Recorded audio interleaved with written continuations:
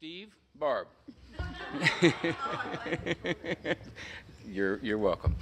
So it's 1999. Barb and I are living in Carmel, Indiana. I'm about 36 years into a career in school administration and just about getting tired of it. And Barb and I have lived outside in suburban communities around several major cities in the United States, most of them east of here. Every place we lived, we were attracted to the center city. And we had made the commitment a long time ago, way before coming to Carmel. The last place we live, when we leave the position, we're going to move to the city. We knew Carmel was the last stop, so when we moved there, we began to orient ourselves to downtown Indianapolis. We joined church down here, we came to events down here, we went to home tours and plays and all that kind of thing. Somewhere along the line, as we're looking for our retirement home, we don't know why, have no earthly idea, we decided it might be fun to be innkeepers. And rather than buying a house for us, we'd buy a house for us and some folks we invited in to pay us to stay there for the night and to enjoy one of Barb's breakfasts. So we began to look for a place that we could establish a bed and breakfast. We have no idea why we did that. What we do remember very clearly is one morning about 15 years ago, waking up, looking at one another and saying, we don't want to wake up 10 years from now and say, oh, I'll bet that would have been fun. If we're going to do it, we got to do it. And we did. That's what started the home search, and Barb's going to tell you about finding Chatham Arch and finding the place that became Nestle Inn Bed and Breakfast. So we start looking down here, looking at different places, and my daughter had lived in an apartment on East Street, so we had driven by what became the Nestle Inn many times. And I'm the daughter of an architect. I liked the house. It looked like it had good bones. What we didn't realize was it was a double that had been converted into a rooming house in the 50s. And so it contained 10 pay-by-the-week rooms and 2 apartments. So no kitchen to cook a breakfast in. Rooms didn't have bathrooms. There were 2.5 bathrooms for the 10 apartments. But it felt right. We met the lady. She was sitting on her porch feeding stray cats. We were sitting on a porch swing in Carmel feeding our cats. We just sort of, it felt like it was meant to be. And because we've moved around a lot, and those of you who have looked at a lot of homes, you do develop a sense of seeing the possibilities going into a place.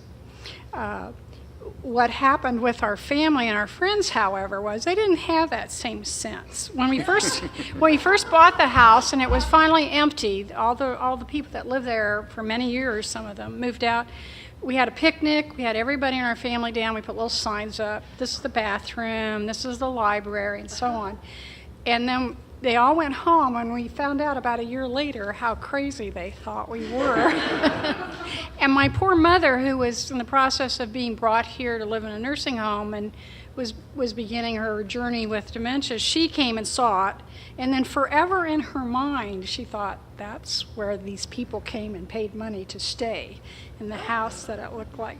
When we told her that we had our first guest, and as Barb said, she was in early stages dementia, and she had seen this place, and you can look at some of these pictures over here and see what shape it was in when we started the demolition.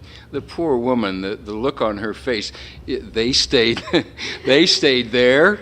And to make matters worse, we picked for our home the attic. And she had traipsed up there with us. So again, her visualization of where I had taken her daughter for her final resting place was less than ideal. When you think about East Street and that right around 2000, that time, we were just on the cusp of all the things that have happened on Mass Ave. We didn't even know about a cultural trail back then, but we had great people who worked with us, who had us look around and see what was going on. Historic preservation, we learned very early on, you go there first and you get their advice because they want your project to be a success, and they're a wonderful, wonderful resource. So we did that a lot. We did learn a lot of things on the way. I think we tell people we were just too dumb to know any better. We didn't know what we were getting into, and maybe that's why we did it. We'd never built a house. We'd never renovated a house, even though we'd moved around a lot. So we learned things like contractors don't come to your house every day.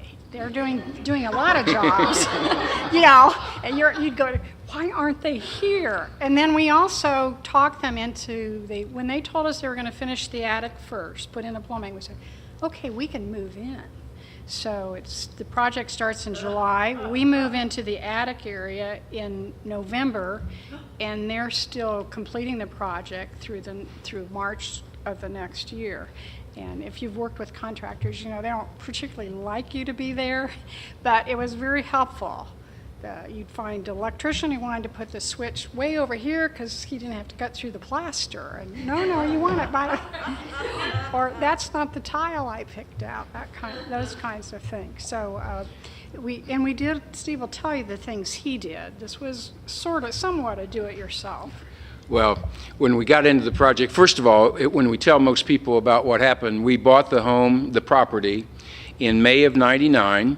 We got historic IHPC approval in June of '99. We started construction in July. We moved in November. And we had our first guest for Final Four in March of 2000. Now that's warp speed. We thought it was interminable. We envisioned having guests for Christmas of '99. Then we set our sights on Valentine's Day of '99. And I remember bringing some of my staff from Carmel to look at the house, and I was telling them, well, we're going to have our first guest for Valentine's Day. They asked me what year, and they were closer than I was. But the project itself, and then we'll wind up. The project itself, I tell folks, I did a lot of the work. There's a lot of sweat equity at NSON. I did the real dumb stuff. It required no skill, no imagination. I did the demolition. And you don't remember, I'm sure, the summer of '99, but it was comparable to the summer of 2012. It was a bad summer. And I would come out just filthy, taking the insulation down again. Look at some of the pictures of all the plaster, the walls, and so on. So I took it apart. And then we had some folks who knew what they were doing put it back together. We created 5 guest rooms, each with their own bath. We had a library, a parlor, a dining room, and then kind of a living room area upstairs, and then our home on the 3rd floor. It was a remarkable experience. As Barb said, we probably would not have undertaken a project that size again, but we look back on it reasonably fondly, and we're still together. So, yeah. Thank you. And just to wrap up, somewhere along the line we knew we wanted to stay down here, so we bought a little house in Chatham Arch, and it was a rental property. And we moved into that house 2 years ago, and it is a historic landmarks house. So we learned how to navigate historic landmarks and historic preservation. It was a total gut job. And we have a newspaper article because we did this house, an aging in place house. No more climbing up to an attic. It's all no steps, no curbs. Stairs, no steps. It's made if somebody was in a walker or wheelchair. So we plan on staying here. So. Thank you. Thank you.